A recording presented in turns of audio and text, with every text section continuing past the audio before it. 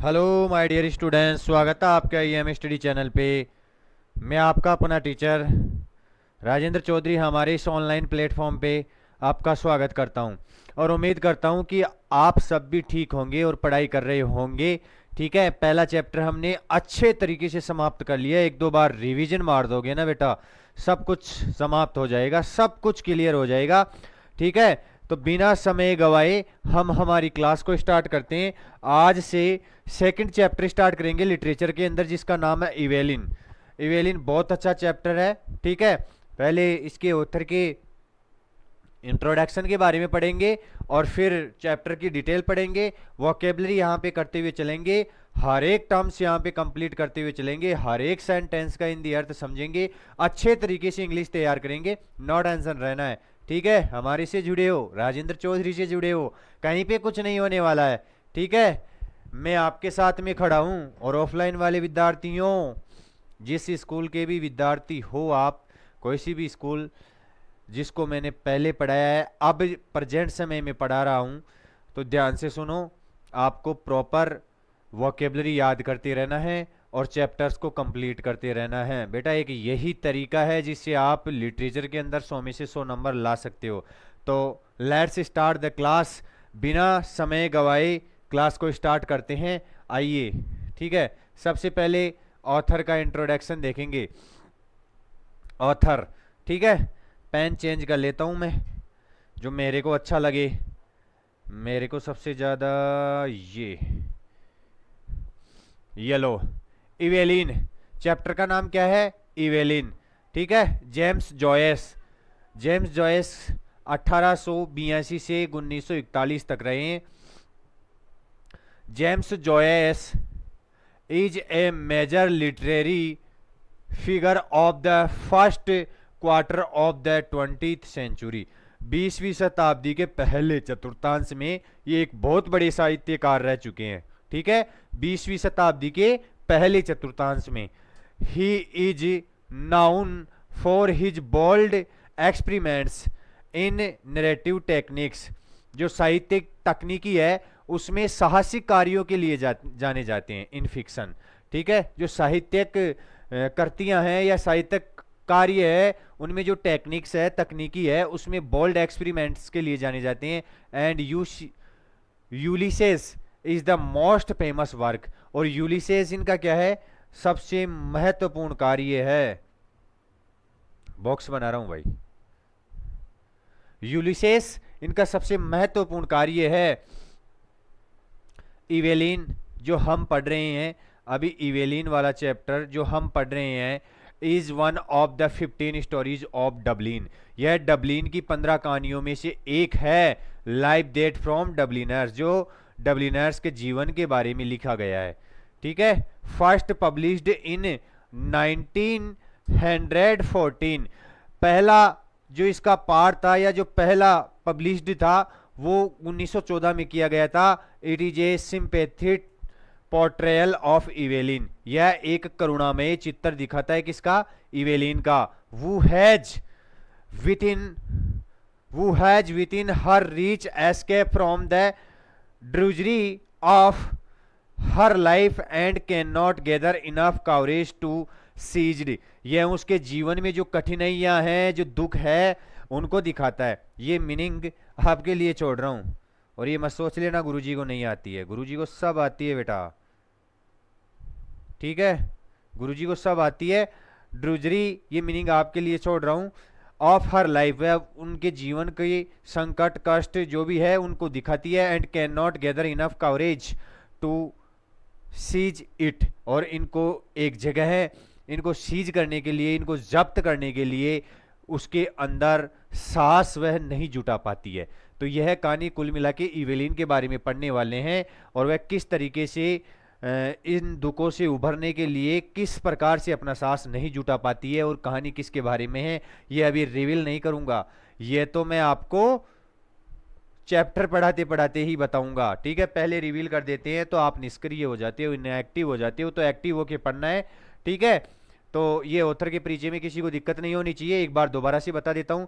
James Joyce is major is a major literary figure of first quarter of the 20th century. 20वीं शताब्दी के पहले चतुर्थांश में सबसे बड़े साहित्यकार रहे हैं ये। He is known for his bold experiment in narrative techniques in fiction and Ulysses is his most famous work. और यह जो साहित्य तकनीकी है उसमें बोल्ड साहसिक कार्यों के लिए जाने जाते हैं, और यूलिसेस इनकी प्रमुख काम है। Eveline is one of the 15 stories of Dublin. जो डबलिन की 15 कहानियां उनमें से एक अपनी इवेलिन भी है। लाइफ डेट फ्रॉम डबलिनर्स, जो डबलिनर्स के जीवन के बारे में दिखाती है। फर्स्ट पब्लिश्ड इन 1914, पहली कृति कब प्रकाशित हुई थी? 1914 में। Is a sympathetic portrayal of Evelyn who has within her reach to escape from the drudgery of her life। उसका जीवन संकटों से घिरा होता है तो वह उससे but can not gather enough courage to seize it, तो वह इससे बच निकलने के लिए साहस नहीं जुटा सकती है। उसके बारे में हम चैप्टर पढ़ रहे हैं। फर्स्ट स्लाइड यहां से शुरू कर रहा हूं। ऑथर के परिचय में किसी को दिक्कत नहीं होनी चाहिए। थोड़ा सा बड़ा कर लेते हैं स्लाइड को, दिखता अच्छा है। अब देखो, she sat at the window watching the evening invade the avenue. जो रास्ते पे इन्वेड की करो भाई, अलग पेन से करेंगे।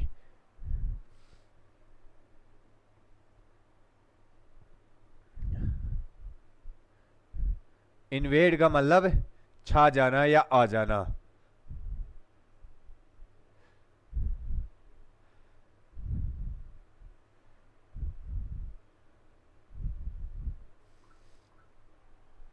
ये हो गई। तो she sat at the window watching the evening invade the avenue. Avenue का पहले भी जिक्र हो चुका है।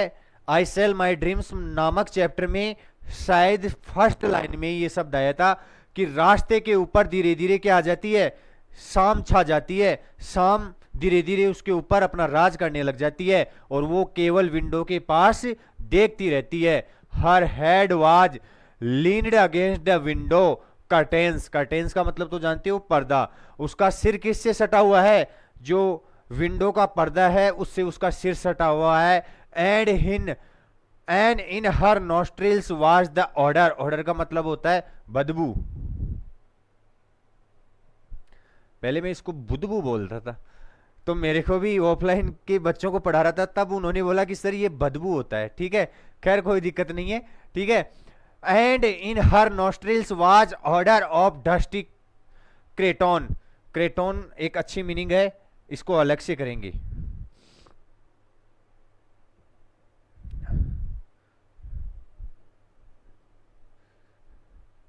सूती कपड़ा, छपा हुआ सूती कपड़ा। ठीक है, जिसपे छपाई का काम होता है उसे क्या बोलते हैं? क्रेटोन। और सूती कपड़ा होना चाहिए। Her nostrils was odour of dusty cretonne. और उसके जो नथुने थे, नथुनों में जो क्रेटन, जो सूती छपाई वाला कपड़ा था, उसकी बदबू आ रही थी। सी वाज टायर्ड, लेकिन वह कैसी थी? थकी हुई थी, पूर्ण रूप से थकी हुई थी। फ्यू पीपुल फास्ड, उस रास्ते से कुछ ही लोग गुजरते थे। The man out of the last house passed on his way home. जो आखिरी घर में, उस गली के आखिरी घर में जो व्यक्ति रहता है वो वहां से गुजर रहा है। She heard his footsteps clicking. ये भी अच्छी मीनिंग है, क्लिकिंग भी अच्छी मीनिंग है।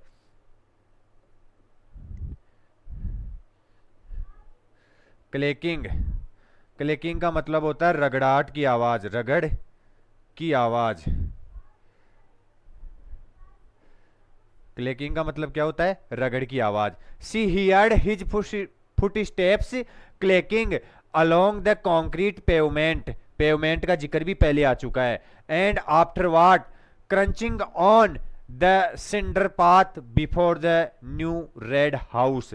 जो लाल घर था, किसी ने वहां पे रेड हाउस बना लिया था, उसके सामने जो कोयलों वाला, सिंडर पाथ का मतलब क्या होता है? कोयलों वाली सड़क थी, उस पे उस व्यक्ति के जूतों की आवाज सुनती है, रगड़ाहट की, सरसर की आवाज सुनती है, चरमराहट की आवाज सुनती है।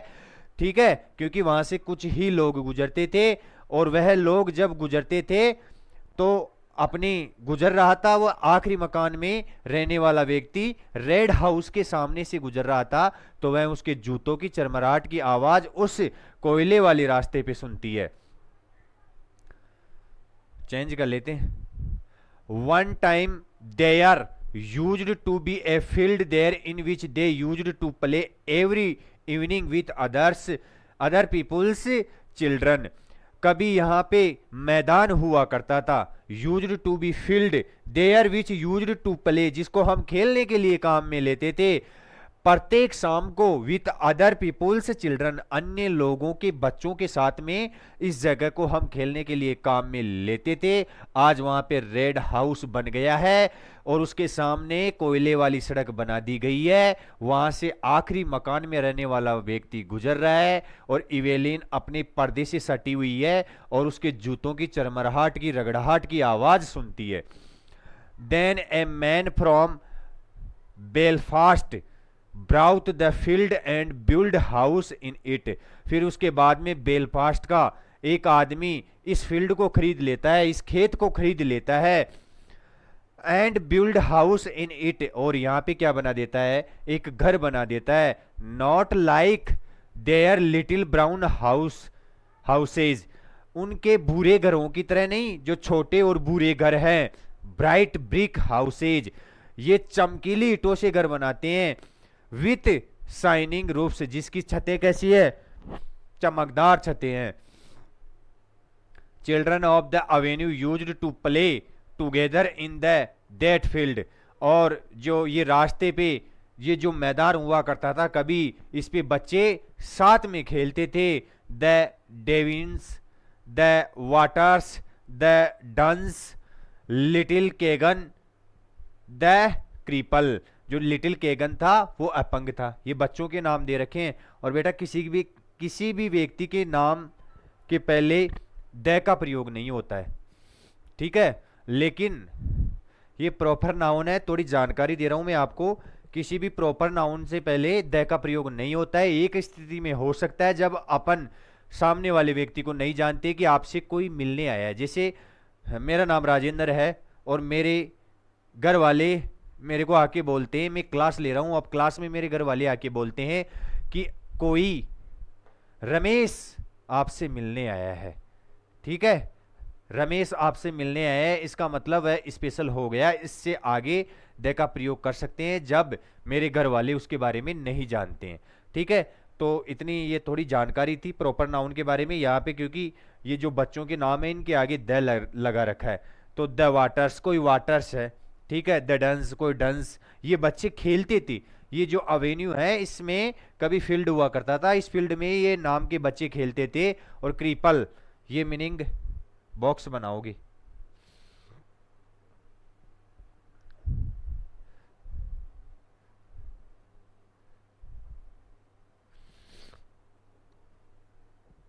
और हिंदी अर्थ लिखोगे। अपंग,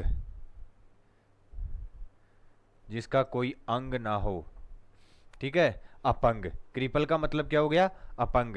तो ये जो केगन था, क्योग था, ये क्या था, अपंग था। ठीक है, she and her brother and her sisters, और साथ में वह, उसके भाई और उसकी बहनें खेला करती थी। यहाँ पे 1 मिनट का वक्त है, थोड़ी तबीयत खराब है तो साथ में कंप्लीट करते हुए चलना है। 1 मिनट का वक्त दे रहा हूं आपको, इसको तैयार करो। मैं पानी वानी पी लेता हूं इतने में।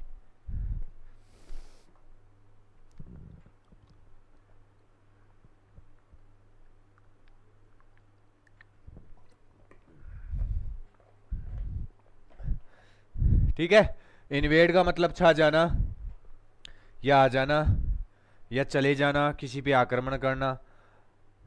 क्रेटॉन का मतलब सूती कपड़ा जिसपे कढ़ाई की हुई होती है, छपा हुआ होता है। क्लेकिंग का मतलब रगड़ की आवाज, जो रगड़ाहट की आवाज होती है। और ऑर्डर का मतलब बदबू हो गया। क्रीपल का मतलब अपंग हो गया। दोबारा से देखो एक बार सरसरी निगाहों से। She set at the window watching the evening invade the avenue. वह विंडो के पास बैठी हुई देखती है कि शाम धीरे धीरे रास्ते के ऊपर छा रही है। हर head was leaned against the window curtain and in her nostrils was order of dusty craton. उसका सिर खिड़की के पर्दे से सटा हुआ है और उसके जो नथुने हैं उसमें लगातार धूल भरी बदबू आ रही है। जो सूती कपड़ा है उस सूती कपड़े से धूल भरी बदबू आ रही है। सी वाज टायर्ड, वह थकी हुई है। फ्यू पीपुल पास्ड, कुछ ही लोग यहां से गुजरते हैं। The man out of the last house passed on his way home. जो आखिरी घर वाला आदमी है वो वहां से गुजर रहा था। She he heard his footsteps clacking along the concrete pavement and afterward crunching on the cinder path before the new red houses। ये जो नए लाल घर बने हुए हैं इनके सामने ये जो कोयलों वाला रास्ता बना हुआ है उसमें सरसर की आवाज सुनती है, और ये जो कंक्रीट का रास्ता बना हुआ है उसमें उसके जूतों की रगड़ाहट की आवाज सुनती है। One time there used to be a field, एक समय यहाँ पे कोई मैदान हुआ करता था। There in which they used to play every evening with other people's children, और कभी दूसरे बच्चों के साथ में ये भी यहाँ पे खेला करते थे। Then a man from Belfast, तो बेलफास्ट से एक आदमी आता है। ब्राउड द फील्ड, इस खेत को खरीद लेता है। And build houses in it, और इनके ऊपर अपने घर का निर्माण कर देता है। Not like their little brown houses, अपने छोटे बुरे घरों की तरह नहीं, बट ब्राइट ब्रिक हाउसेज, चमकीली ईंटों का घर। विथ शाइनिंग रूफ्स, जिसकी छतें कैसी है, चमकदार। The children of the avenue used to play together, और इस रास्ते में जितने भी रहने वाले बच्चे हैं वो साथ में खेलते थे। टूगेदर का मतलब क्या होता है, साथ में। इन दैट फील्ड, इस फील्ड में साथ में खेलते थे। द डेविनीस, जो डेविनीस नाम का लड़का है वो खेलता था। द वाटर्स खेलता था। द डांस खेलता था। Little Keogh the cripple, little Keogh छोटा क्योग जो अपंग था। She and her brothers and her sisters, वह उसके भाई और उसकी बहनें यहाँ पे कभी खेलते थे। याद आ रही है बेटा? और इतना तो बता ही देता हूं कि ये अपने प्रेमी के साथ में भागने का प्लान बना रही है, तो खिड़की के पास बैठी बैठी इन चीजों के इनके बारे में सोच रही है। आगे वो तो आपको पता चल जाएगा, ठीक है, कैसे अपना चैप्टर चल रहा है। आगे वाली स्लाइड लेता हूं। अर्नेस्ट इनके साथ खेला करता था। हाउ एवर नेवर प्लेड, हालांकि वो खेलता नहीं था। He was too grown up, क्योंकि वह ज्यादा बड़ा हो चुका था। हर father used often to hunt them, उनके पिता उनको पीटते थे, डांटते थे। In and out of the field with his blackthorn stick, अपने हाथ में काला डंडा लेके जब भी ये खेलते थे तो अपने इवेलिन के पिता आ जाते थे और इनके पीछे दौड़ते थे, ठीक है, इनको हड़कारते थे बेटा, इनको डांटते थे, खेलने से मना करते थे। हालांकि अर्नेस्ट नहीं खेलता था, और ये अर्नेस्ट इसका छोटा भाई है, ठीक है। जो दो बड़े भाई है उनमें से छोटा वाला भाई अर्नेस्ट है। बड़े भाई का जिक्र आगे होगा तो आगे देखेंगे अपन। But usually little Keogh used to keep nix, लेकिन जो छोटा कियोग था, अब ये कियोग अपंग था तो ये किसका काम करेगा, कीप निक्स, निक्स का काम करता था। निक्स क्या होता है, एक गैंग का मेंबर होता है जो हमेशा निगरानी रखता है, दूसरों को छिप छिप के देखता है, ठीक है। ये निक्स शब्द आपकी बुक में अलग से दे रखा है, इस निक्स शब्द को आप जरूर देख लेना एक बार। इसका मतलब होता है एक गैंग का मेंबर जो हमेशा निगरानी का काम करता है, ठीक है। तो ये कियोग किसका काम करता था, निगरानी का काम करता था, अपंग था, खेलता नहीं था। एंड कॉल आउट, और हमें कह देता था, ये कॉल आउट फ्रेजल वर्ब है, ध्यान रखना इस चीज का। When he saw her father coming, जब कभी भी इवेलिन के पिता वहां पे आते, मैदान में आते, ये साथ खेलते रहते थे, तो मैदान में आते तो ये तुरंत सूचना देता था कि इवेलिन के पिता आ गए हैं, जितने में तो बच्चे बाहर। ठीक है, तो ये निक्स का काम करता था और जब भी उनके पिता को देखता तो सूचना दे देता था। Still they seemed to have been rather happy then. और उसके बाद में सभी के सभी बच्चे खुशी से जूम उड़ते थे कि भाई इसने सूचना दे दी। कितना अच्छी गैंग रही होगी इनकी। आजकल के जमाने में तो फिजिकल गेम तो रहे ही नहीं है, मेंटली गेम खिला दो इनको। ठीक है, तो मेंटली गेम में ध्यान ना दे के बेटा फिजिकली गेम थोड़े खेला करो आप। और हमारे, खैर इतना बड़ा भी नहीं हुआ हूं मैं, अभी भी खेलता हूं, लेकिन बेटा हमने बहुत ज़्यादा फिजिकल गेम खेला है। और शायद ये हेल्थ का कारण भी यही है कि फिजिकल गेम की वजह से हेल्थ बनी हुई है। आज के बच्चों को देखो, छोटी उम्र में ही तो उनके चश्मा लग जाती है। और अगर चश्मा लग जाता है या किसी के पेट आ जाता है, कोई मोटा हो जाता है, फिट शरीर किसी का भी नहीं है। क्यों नहीं है? क्योंकि बेटा मेंटली गेम ज़्यादा हो गए हैं, फिजिकली गेम बहुत कम रह गए हैं। ठीक है, आजकल मोबाइल ले लेते हैं और मोबाइल में केवल खेलने का काम करते हैं, जबकि अगर फिजिकली गेम खेले तो कितना अच्छा लगे। ठीक है, मानसिक और शारीरिक दोनों विकास होते हैं फिजिकली गेम से। ठीक है, और ये जो मेंटली गेम हैं, ये जो आपके मोबाइल्स में, इनमें ये जो गेम हैं, इनसे कुछ भी नहीं होता, दिमाग खराब होता है। कितने ही बच्चे, और एक वीडियो में तो बताया भी गया है कि ये ड्रग से बुरा नशा है। बच्चों के लिए मोबाइल देना एक ड्रग से बुरा नशा है। लेकिन आप बच्चे नहीं हो, आप मेरी क्लास ले रहे हो, इसका मतलब आप समझदार हो, आप पढ़ाई के प्रति सजग हो। मैं बच्चों की बात कर रहा हूँ।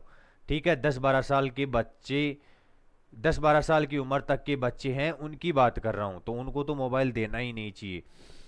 तो ये इनकी गैंग हुआ करती थी और ये कियोग निक्स का काम करता था, निगरानी का काम करता था। तो कितनी अच्छी गैंग रही होगी इनकी कि जैसे ही पिताजी आए और कियोग बोल देता था कि आ गए हैं, ध्यान से आ गए हैं, उतने में तो बच्चे फरार, खुश हो जाते थे कि बच गए भैया आज तो। Her father was not so bad then. तब उस समय की बात कर रही है इवेलिन कि मेरे पिता उस समय इतने बुरे नहीं थे। एंड बिसाइड्स, और इसके अलावा हर मदर वाज अलाइव, और इसकी माँ भी क्या थी? इसकी माँ भी जीवित थी। That was a long time ago, लेकिन यह बात बहुत समय पहले की है। आगे जिक्र आएगा ये इवेलिन 19 साल की है, इसका मतलब ये 5-7 साल की या मैक्सिमम 7-8 साल की थी तब खेला करती थी। इसका मतलब 10-12 साल पहले की बात हो गई है। तो ये कह रही है कि लेकिन ये बात बहुत समय पहले की है कि उस समय मेरे पिताजी इतने बुरे भी नहीं थे और मेरी माँ भी जीवित थी। माँ तो माँ होती है, माँ शब्द में पूरा ब्रह्मांड समाया हुआ है। ठीक है, और माँ के बिना कुछ भी नहीं है। पिता, खैर पिता भी अच्छा होता है, मैं पिता के बारे में ऐसा नहीं बोल रहा हूं, लेकिन माँ का अलग ही दर्जा होता है। ठीक है, she and her brothers and her sisters were all grown up. अब क्या हो चुका है, उसके भाई और उसकी बहनें सब कुछ बड़े हो चुके हैं। हर मदर वाज डीड, उसकी माँ भी मर गई है। ठीक है, डिजिडन वाज डीड, और डिजिडन भी क्या हो चुका है? मर चुका है। कोई इनका दोस्त था तो वह डिजिडन भी मर चुका है। And the Waters had gone back to England, और ये वाटर्स इनके साथ खेला करता था, ये भी कहाँ पे चला गया? वापस इंग्लैंड में चला गया है। एवरीथिंग चेंजेस, सब कुछ परिवर्तन हो गया है। Now she was going to away like the others, और यह भी जाने वाली है। ठीक है, ये भी जा रही थी, जैसे ही अन्य निकल गए हैं वैसे जा रही थी। टू लीव हर होम, अपने घर को छोड़कर जा रही है हमेशा के लिए, जैसे और बच्चे निकल गए हैं। डिजिडन मर चुका है, वाटर्स इंग्लैंड जा चुका है, और ये भी बड़े हो चुके हैं। तो घर को छोड़ने का प्लान बना लिया भाई इसने। ठीक है, एक बार दोबारा से करवा देता हूं, पहले पानी पीता हूं। ठीक है, क्योंकि तबीयत खराब हो रही है, नोज बिल्कुल बंद है, जो भी सांस ले रहा हूं मुंह से ले रहा हूं, लेकिन फिर भी आपको पढ़ा रहा हूं। तो इतना तो बनता है बेटा जी कि मेरे वीडियो को लाइक करना है, जितना हो सके उतना शेयर करना है, चैनल को सब्सक्राइब करवाना है। आप स्टूडेंट्स की कृपा से ही हमारा चैनल आगे बढ़ पाएगा। ठीक है, और मेरे को भी खुशी मिलती है। आप पढ़ रहे हो तो मैसेज भी करा करो, कमेंट भी करा करो। कहाँ पे दिक्कत है, पढ़ाने में कोई कमी है, सब कुछ बेटा लिखा करो। इससे हमारे को इंस्पिरेशन मिलता है कि कैसे करना है कैसे नहीं करना है। ठीक है, तो कृपया लाइक करना है, जितना हो सके उतना वीडियो को शेयर करना है, और चैनल को सब्सक्राइब तो करवाना ही करवाना है। ठीक है, इतना काम तो करना ही है। और बेटा मेरे को तो मेरी पढ़ाई पे विश्वास है, मैं जो पढ़ा रहा हूँ उस पर विश्वास है। इससे नीचे अंग्रेजी नहीं पढ़ाई जाती बेटा जी। आपको बता रहा हूँ कि आप रेगुलर मीनिंग्स याद करते रहो और मेरे साथ में चैप्टर को कंप्लीट करते रहो। अंग्रेजी में कहीं पे दिक्कत नहीं होने वाली है, मेरे साथ में दुनिया की सबसे सरल भाषा पढ़ रहे हो आप। ठीक है, इससे कठिन सारी भाषाएं हैं। मेरे को लगता है कि अंग्रेजी सबसे कठिन है, सॉरी संस्कृत सबसे कठिन है, अंग्रेजी सबसे सरल है। और हिंदी में देखो आप, सूर्य के लिए आपको दिनकर, भानु, भास्कर, पता नहीं कौन कौन से पर्यायवाची मिल जाएंगे, इसमें केवल एक शब्द मिलेगा, सन। तो बेटा अगर मेहनत करोगे, और जैसे देखो पहले चैप्टर में हमने जो मीनिंग से याद की थी उनको यहाँ पे दोहराने का मौका मिल रहा है। एक बार याद करनी है, एक मीनिंग को जीवन में केवल एक बार याद करना है। ठीक है, जो भी मीनिंग्स है एक बार याद कर लो, पूरा जीवन का सूपड़ा साफ है। तो मेरे साथ में पढ़ते रहना है, वीडियो को लाइक तो करना ही करना है, शेयर भी करना है, और ये काम तो आपका रहने वाला है। और मेरे को विश्वास है आपके ऊपर, आप करोगे ऐसा। पानी पीता हूं, उसके बाद में दोबारा से इसका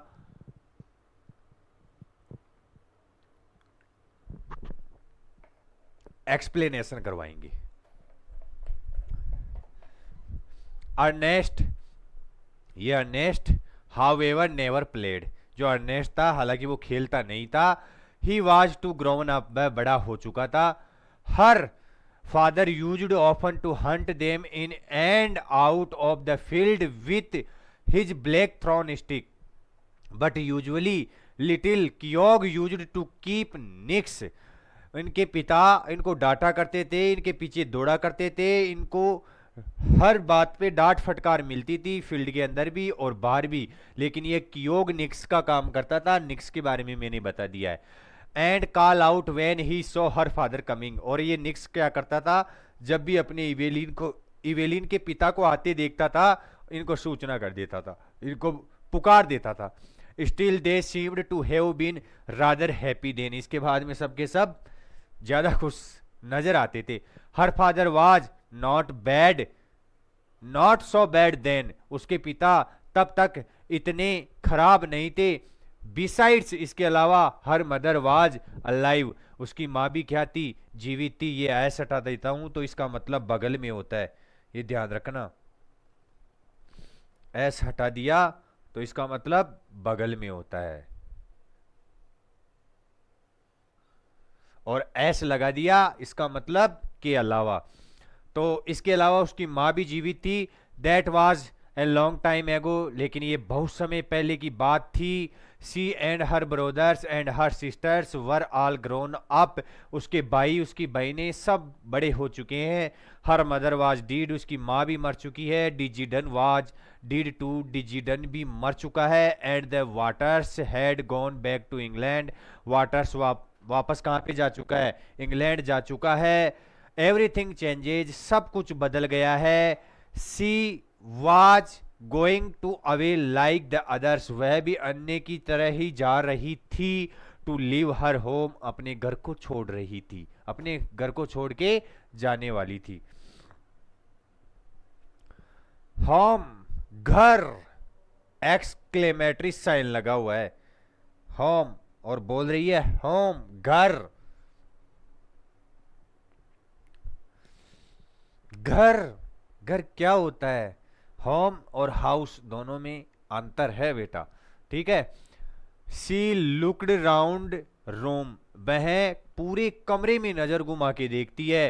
reviewing all it's familiar object, और एक बार पुनः पुनः निरीक्षण करती है जो भी उसके परिचित वस्तुएं थी। Which she had dusted one a week for so many years, कई सालों से हफ्ते में एक बार उनको वह साफ करती थी। ठीक है, धूल वगैरह हटाती थी, उनको साफ करती थी। तो पूरे कमरे में एक बार नजर फसार के देख रही है कि मैं तो जाने वाली हूं, इन वस्तुओं से कैसे मोह छूटेगा मेरा, कैसे भूल पाऊंगी इन वस्तुओं को। और अपना घर तो घर ही होता है, पहले आ गया होम, घर। Wondering where on earth all the dust came from, और आश्चर्यचकित हो रही है कि क्या सारी की सारी पृथ्वी की धूल यहीं पे आती है, पता नहीं कैसे यहां पे आ जाती है। Perhaps शायद she would never see again those familiar objects from which she had never dreamed of being divided। और सोच रही है कि अब शायद मेरे को इन वस्तुओं को दोबारा से देखने को नहीं मिलेगा, क्योंकि मैंने इनसे अलग होने के बारे में सपने में भी नहीं सोचा था। ठीक है, लेकिन आज मेरे मन में ऐसा हो रहा है कि ये वस्तुएं मैं दोबारा से नहीं देख सकती, मैं तो जा रही हूं यहां से। तो एक बार कमरे में नजर फंसार के जितनी भी परिचित वस्तुएं हैं उनको देखती है और सोचती है कि कई सालों से मैं एक हफ्ते में, कई सालों से हफ्ते में एक बार तो इनको साफ करती हूं, तो शायद मेरे को ये दोबारा से ना देखने को मिले, क्योंकि मैंने इनसे अलग होने के बारे में सपने में भी नहीं सोचा था। डिवाइडेड का मतलब होता है अलग होना। And yet during all those years she had never found out the name of the priest। और ना ही इतने सालों में मैंने जाना है उस पुजारी का नाम। whose yellowing photograph hung on the wall above the broken harmonium, जिसकी फोटो टूटे हुए हारमोनियम के ऊपर लटकी हुई है। हंग ऑन का मतलब होता है लटकी हुई होना। हंग ऑन का मतलब क्या होता है, लटकी होना।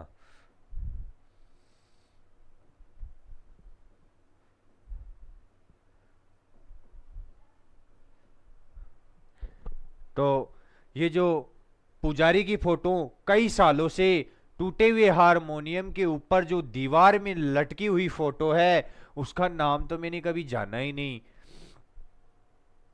Beside the coloured print of the promises made to blessed Margaret Mary Alacoque, जो मार्गरेट मेरी एलेक्वे है उससे वादे के बारे में, जो मार्गरेट एलेक्वे है उससे जो ये वादा करती है उसके बारे में भी मैंने कभी नहीं जाना है।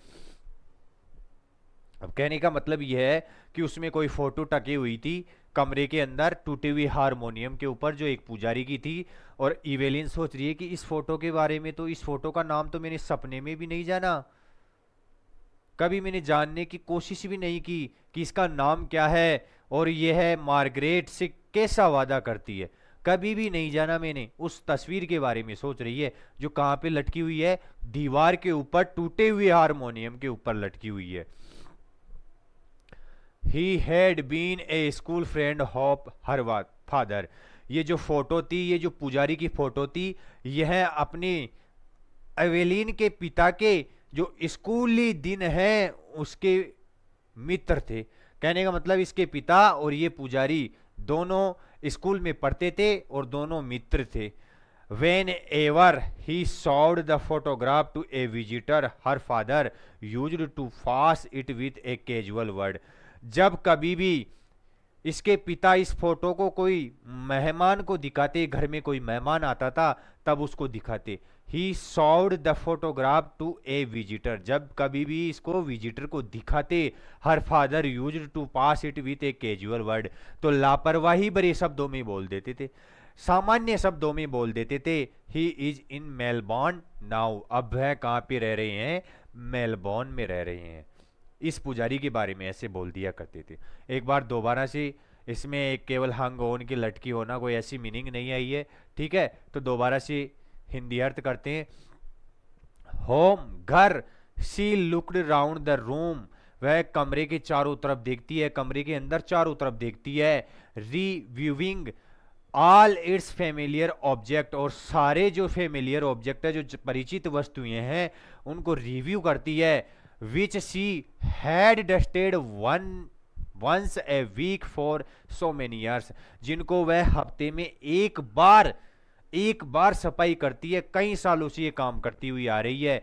Wondering where on the earth all the dust came from, और आश्चर्यचकित हो रही है कि क्या पृथ्वी की सारी धूल यहीं पे आ जाती है, क्या पता कहाँ कहाँ से पूरी पृथ्वी की धूल इस कमरे में आ जाती है। परहेप्स शायद she would never see again, इनको यह दोबारा से देखने को ना मिले। दोज फेमिलियर ऑब्जेक्ट, यह परिचित वस्तुएं, from which she had never dreamed of being divided, जिसके बारे में इसने सपने में भी नहीं सोचा था कि इन वस्तुओं से मैं अलग हो जाऊंगी, यह वस्तुएं मेरे को अब दोबारा से देखने को ना मिले। ठीक है। And yet during all those years she had never found out the name of the priest whose yellowing photograph hung on the wall above the broken harmonium beside the colored printed of the promises made to blessed Margaret Mary Eloque। जो Margaret Mary एलोक्वे से जो तस्वीर वादा करती है और जो दीवार के ऊपर टूटे हुए हारमोनियम के ऊपर लटकी हुई है, इसका नाम तो उसने कभी जानने की कोशिश ही नहीं की। येलोविंग का मतलब होता है पीले से आकार की जो फोटोग्राफ टंकी हुई है उससे। ब्रोकन का मतलब टूटा हुआ, हारमोनियम का मतलब वो बजाने का आता है बेटा, कोई यंत्र है। ठीक है। तो ये जो टूटा हुआ हारमोनियम है इसके ऊपर दीवार पे ये जो फोटो टकी हुई है, जो मार्गरेट से वादा करती है, मुद्रित पन्नों में जो वादा करती है, जो मुद्रित पन्ने पड़े हुए हैं उनसे वादा करती है, इसका नाम तो कभी मैंने जानने की कोशिश ही नहीं की, कभी जाना ही नहीं। He had been a school friend of her father, यह उसके पिता के स्कूली दिनों के मित्र थे। Whenever he showed the photograph to a visitor her father used to pass it with a casual word, जब कभी भी किसी मेहमान को यह फोटो दिखाते तो वह सामान्य शब्दों में बोलते, he is in Melbourne now,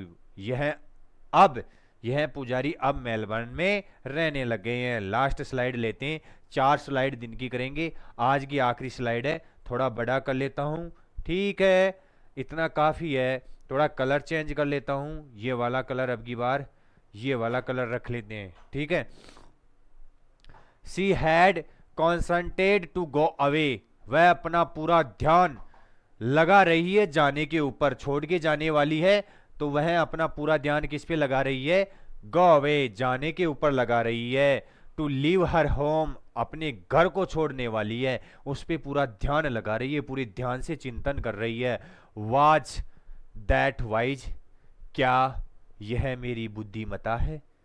ठीक है, क्या मैं जो कर रही हूं, छोड़ के जा रही हूं, इस पे पूरा विचार कर रही है। और फिर अंत में खुद से क्वेश्चन करती है, खुद से प्रश्न पूछती है, क्या यह मेरी बुद्धिमता है।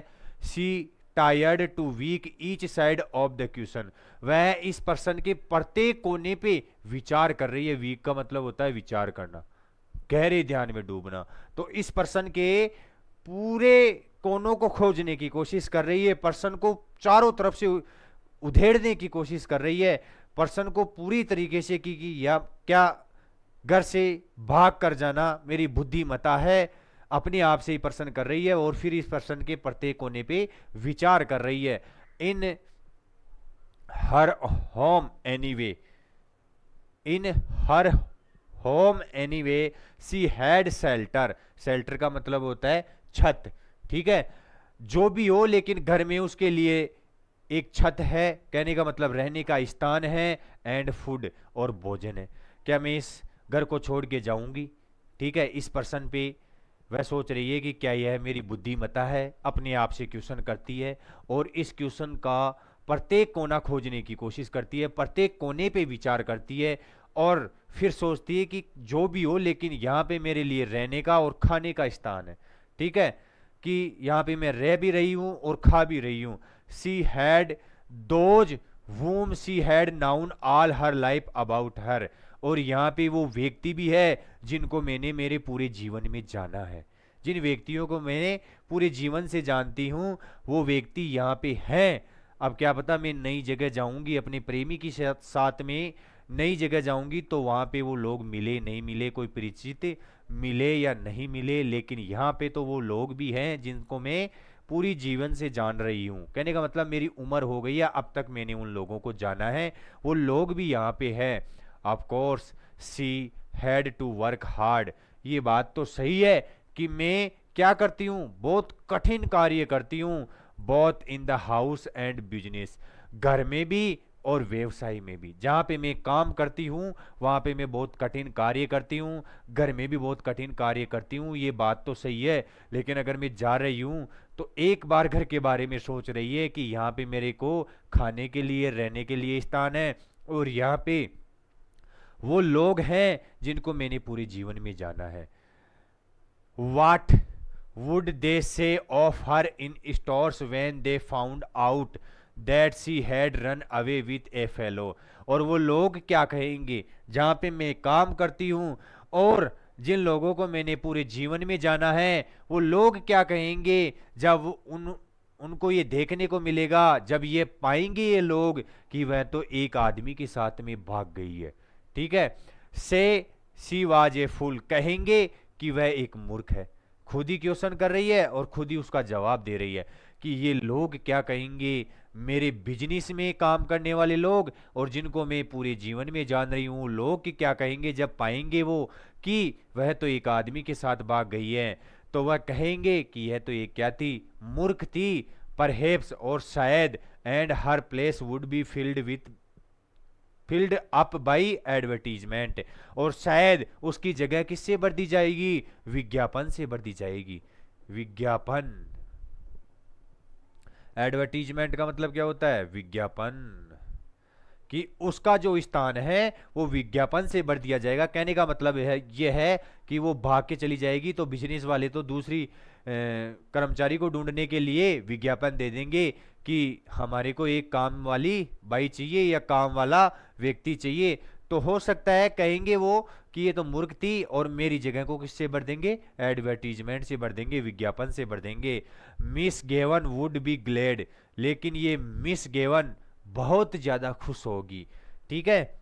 तो बेटा जी आपके एक क्वेश्चन आएगा आगे कि ये इवेलिन के जीवन के दो दो कैरेक्टर ऐसे बताओ जिनसे वह नफरत करती थी, और दो कैरेक्टर ऐसे बताओ जिनसे वह प्रेम करती थी। तो एक कैरेक्टर यहां पे सुन लेना। एक कैरेक्टर आ रहा है Miss given.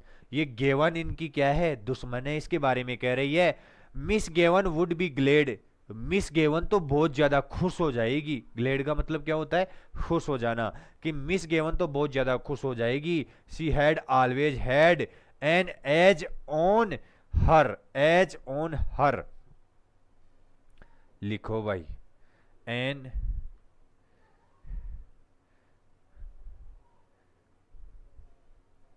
N edge on, इसका मतलब होता है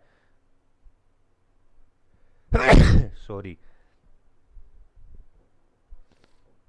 बराबर की स्थिति पे।